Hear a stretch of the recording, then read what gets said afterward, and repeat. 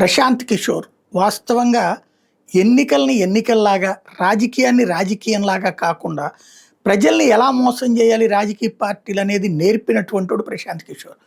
అలాగే ఆ వ్యవస్థని చిన్నాభిన్నం చేసి అంటే ఒక రాజకీయ పార్టీలని వ్యాపార వ్యవస్థల కిందన మార్చినటువంటోడు ప్రశాంత్ కిషోర్.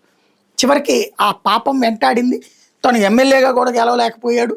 దారుణంగా పతనం అయ్యాడు. ఆల్రెడీ ప్రధానమంత్రి అవుదాం అనుకున్నాడు. చివరికి కనీసం ఎమ్మెల్యే కూడా కాలేకపోయాడు. గిలగిల్లాడిపోతున్నాడు.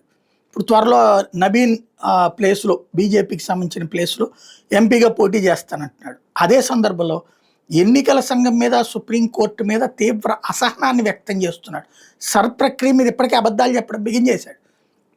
సుప్రీంకోర్టే స్వయంగా పర్యవేక్షించి కరెక్ట్ అని చెప్పినటువంటిది, న్యాయమూర్తులే స్వయంగా పర్యవేక్షించి కరెక్ట్ అని చెప్పినటువంటి దాన్ని తప్పు పట్టడం అన్నటువంటిది. ఓడిపోయినోడికల్లా సర్, ఇదివరకు ఈవీఎం ఇప్పుడు సర్.